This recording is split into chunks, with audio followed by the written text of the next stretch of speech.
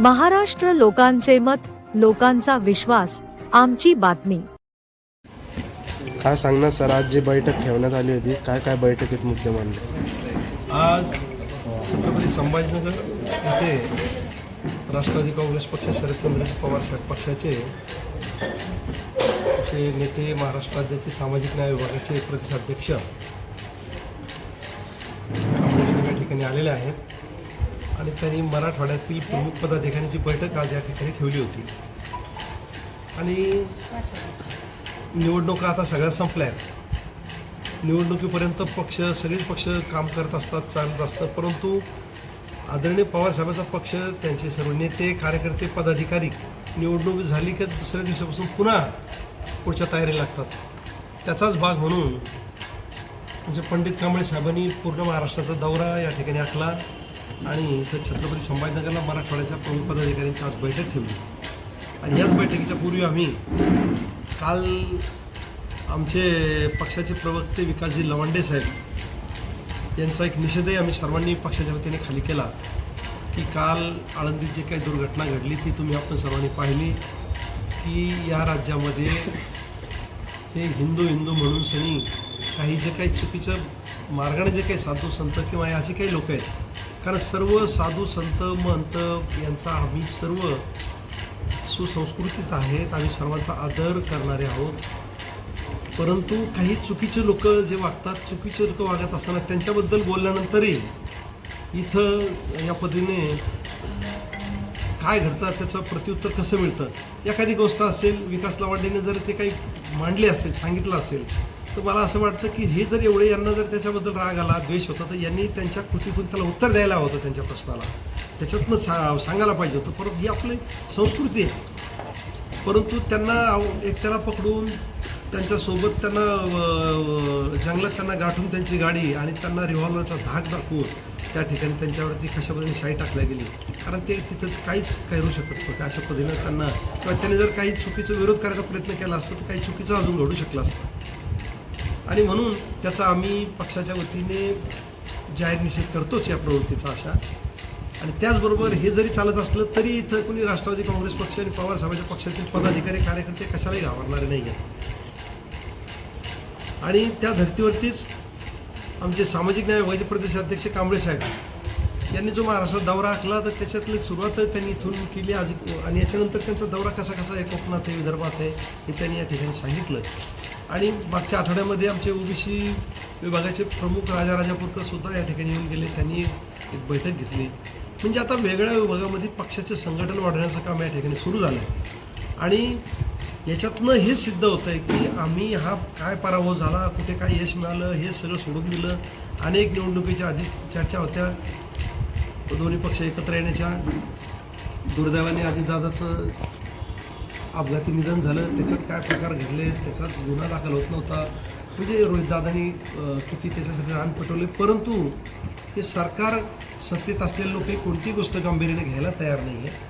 आणि त्याच्यामुळे लोकाला आज जे चांगलं काम करणारी माणसं आहेत समाजामध्ये, ही माणसं खचून गेली की चांगलं काम करणाऱ्या माणसाला जर तो चांगलं करतो तर त्याला कुठं बदनाम करायचं, त्याला कसा त्रास द्यायचा, कोणते पक्ष वाढू द्यायचे नाहीत आणि सेक्युलर हा विचार ठेवायचा नाही आहे।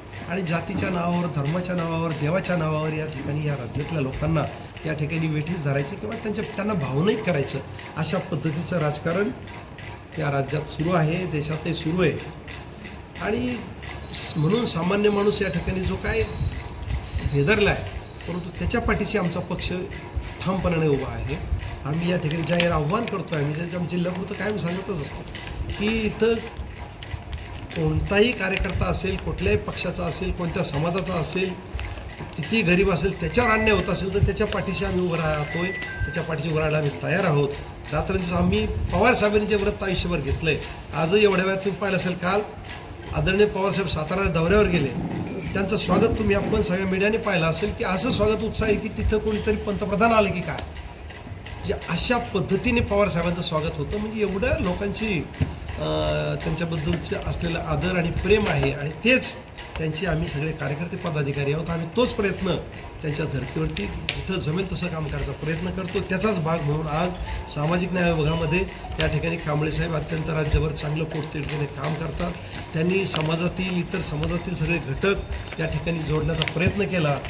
मग त्याच्यामध्ये तरुण असतील, काही सिनियर आहेत, महिलांचा मोठ्या प्रमाणामध्ये त्याच्यामध्ये पदाधिकाऱ्यांचा सहभाग आहे आणि सगळ्यांना एकत्र जोडण्याचं काम या ठिकाणी पंडितजी कांबळे साहेब करतायत.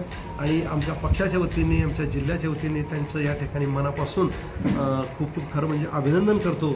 आणि निश्चितपणाने ह्या सगळ्या ह्याच्यातूनच आम्हाला भविष्य आमचं उज्ज्वल दिसत आहे. 2029ची तयारी या माध्यमातून आमच्या पक्षाने सुरू केली.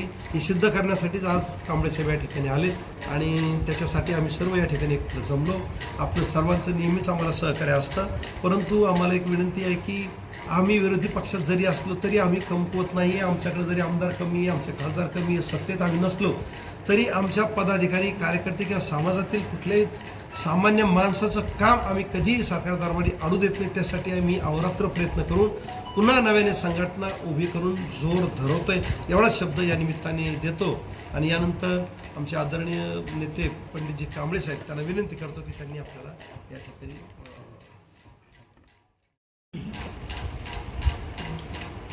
2029मध्ये होणाऱ्या विधानसभेसाठी आणि लोकसभेसाठी राष्ट्रवादी काँग्रेस पक्षाची, शरदचंद्र पवार पक्षाची तयारी, त्याच्यामध्ये सामाजिक न्याय विभागाची तयारी की भक्कमपणे करण्यासाठी हा राज्यव्यापी दौरा या ठिकाणी सामाजिक न्याय विभागाच्या वतीने आयोजित करण्यात आलेला आहे. 2 वर्षे आता कुठल्याही निवडणुका नाही, पण ही 2 वर्षे, 2 किंवा 2.5 वर्ष संघटनात्मक बांधणी करण्यासाठी, संघटनात्मक ताकद वाढवण्यासाठी आणि संघटनेमध्ये अनेक नवीन पदाधिकाऱ्यांना नियुक्त करण्यासाठी स्थानिक स्वराज्य संस्थांमध्ये नवीन पदाधिकारी आम्ही नियुक्त करतो आहे. आगामी 6 ते 7 महिन्याच्या कालावधीमध्ये संपूर्ण राज्याचा दौरा त्याच गोष्टीचा आयोजित केला आहे. 5,000 नवीन पदाधिकारी सामाजिक न्यायामध्ये नवीन नियुक्त देतो आहे आम्ही. तर हे पदाधिकारी नगरपालिकेचे प्रमुख आम्ही नेमतो आहे, नगर परिषदेचे प्रमुख आम्ही नेमतो आहे, जिल्हा परिषदेचे प्रमुख नेमतो आहे, जिल्हा परिषद गटाचा प्रमुख नेमतो आहे, पंचायत समितीच्या तालुक्याचा अध्यक्ष नेमतो आहे, पंचायत गणाचा पण प्रमुख नेमतो आहे. आणि महाराष्ट्रामध्ये 27,000 ग्रामपंचायती आहे, त्या प्रत्येक ग्रामपंचायतीचा एक प्रमुख नेमतो आहे. ही संघटनात्मक बांधणी करण्यासाठी हा राज्यव्यापी दौरा या ठिकाणी आयोजित केलेला आहे. त्याचबरोबर भाजपासारख्या जातीवादी पक्षाचा पराभव करण्यासाठी अनेक सामाजिक संघटनांचा आम्हाला पाठबळ या ठिकाणी मिळते.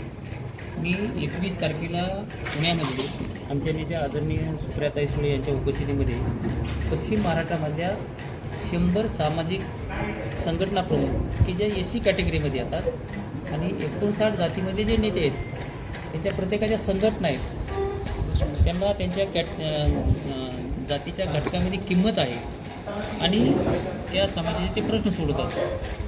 तर अनेक संघटना प्रमुखांनी आम्हाला पाठिंबा दिलेला आहे. आमच्या विचारांचे सहमत आहेत, त्यांचा पवारसाहेबांच्या नेतृत्वावर विश्वास आहे.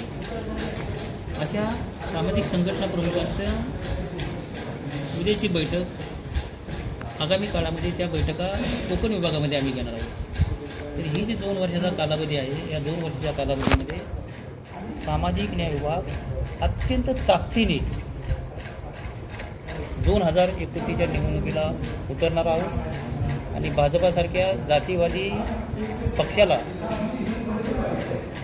मोदीशहाचा काही करिश्मा महाराष्ट्रामध्ये चालणार नाही. त्याचं कारण असं आहे की भाजपमध्ये त्याला भाजप हा आयात लोकांचा पक्ष बनलेला आहे. कारण आज माझ्यापुढं आकडेवारी आहे, तुम्हाला सांगतो.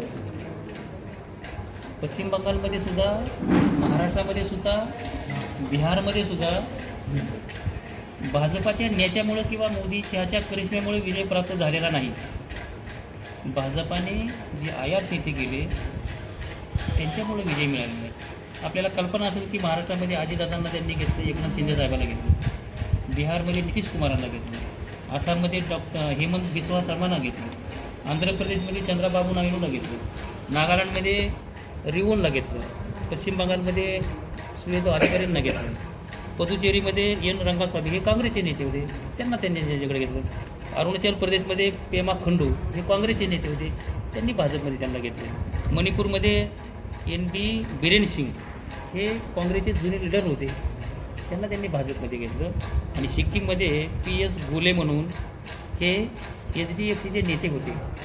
म्हणजे एक लक्षात ठेवा, तुम्हाला मला जो हा विजय दिसतोय भाजपाचा, भाजपाची स्वतःच्या ताकदीवर सत्ता आणण्याची किंवा एक राज्य जिंकायची काय, अहो ते एक ग्रामपंचायत जिंकू शकत नाही तो. सर मग तुम्हाला असं म्हणायचं का EVMचा आणि SIRचा काहीच रोल नाही? भाजपाच्या विजयामध्ये निवडणूक आयोग, सर्वोच्च न्यायालय आणि SIR हे त्यांना कारणीभूत आणि त्यांना मदत करण्यात येत आहे. म्हणजे शासकीय यंत्रणा ED, CBI आणि शासकीय यंत्रणा सगळं हाताखाली धरून, आणि मग दुसरी दमबाजी त्यांची असतीच. तुम्ही आमच्या पक्षात या ना, येणार असाल तर या, नसाल आणि तुम्ही तुरुंगाची हवा करा. भीतीपोटी दडपशाही, सत्तेची लालसा आणि दुसऱ्याच्या खांद्यावर बंदूक ठेवून पक्ष फोडायचे, राजकारण्यांची घरदारं फोडायची, अशा उद्योगामुळे त्यांनी ती सत्ता प्राप्त झालेली आहे. आयात बंद झाल्यानंतर आणि जेव्हा नेते बाहेर पडतील तर 23 पैकी फक्त 9 राज्यामध्ये त्यांची सत्ता राहील. आणि जर पश्चिम बंगालमध्ये ममता बॅनर्जींची हालत मायावती होईल नाही, त्याचं असं कारण आहे, तुम्हाला सांगतो. शुभेंदू अधिकारी हे पहिले TMCचे होते. भाजपाला ही सत्ता मिळण्यासाठी कितीतरी वर्षाची त्यांना यातना करावी लागलेली आहे. आणि त्याचे एक लक्षात आलेलं आहे की काँग्रेसचे नेते, TMCचे नेते, बिजू दलाचे नेते, बाकीचे नेते घेतल्याशिवाय त्यांचं सत्ता येऊ शकत नाही, हे लक्षात ठेवा तुम्ही. त्यामुळं ममता बॅनर्जी त्यांचं स्वतःचं अस्तित्व ते 100% तिथं राखणार. मग विरोधी पक्ष नेता म्हणून पक्ष म्हणून तुमची काय रणनीती राहणार? आम्ही आत्ताच चालू केले त्यांना 2019 हरवायचे, म्हणून तर हे सगळे पक्षाचे नेते. साहेब, तुम्ही 59 जातीसाठी राजकारण करता SC समाजाचं. आता अनुसूचित जाती उपवर्गीकरणाचा मुद्दा फार गाजतो. पक्षाची काय भूमिका आहे? अजून तुम्ही त्याचं राष्ट्रवादी काँग्रेसकडून कुठलंही स्टेटमेंट आलेलं नाही. तुम्ही समर्थन करता का त्याच्या विरोधात भूमिका? नाही, त्याचं असं झालं, तुम्हाला सांगतो की दिल्लीच्या 7 खंडपीठाच्या न्यायाधीशांनी जो निर्णय दिला आणि गेली 25 ते 30 वर्ष केंद्र सरकारचे काय आयोग नेमलेले आहेत, केंद्राने 2 आयोग नेमले आहेत आणि प्रत्येक राज्यामध्ये त्याच्यामध्ये आयोग नेमलेले आहेत. 7 खंडपीठाच्या सर्वोच्च न्यायालयाने जो निर्णय दिला, त्याच्यानंतर त्या राज्य सरकारने अनंत बदल समितीचे आयोग नेमला, त्याच्यावरती त्याचा अभ्यास केलेला आहे. तो आयोगाचा अहवाल जो आहे तो त्यांनी राज्य सरकारला सादर केलेला आहे. लोकांचं म्हणणं, एक संभ्रम अवस्था अशी आहे त्याच्यामध्ये की तो जे अहवाल आहे, माझं वैयक्तिक मत असं आहे की तो अहवाल जाहीर करावा आणि लोकांच्या समोर तो पब्लिक करावा ना. काय नेमकं त्याच्यामध्ये वैयक्तिक नाही, पक्षाची भूमिका काय आहे? तुम्ही समर्थन करताय त्या? नाही, मी त्याचं समर्थनच करतो. आरक्षणाचं मी समर्थन करतो. का उपवर्गीकरण झालं पाहिजे? उपवर्गीकरण झालं पाहिजे. का झालं पाहिजे? ही मागणी कुणाची आहे? ही मागणी आरक्षण वंचिताची आहे, ज्याच्यापर्यंत आरक्षणच पोचलेलं नाही.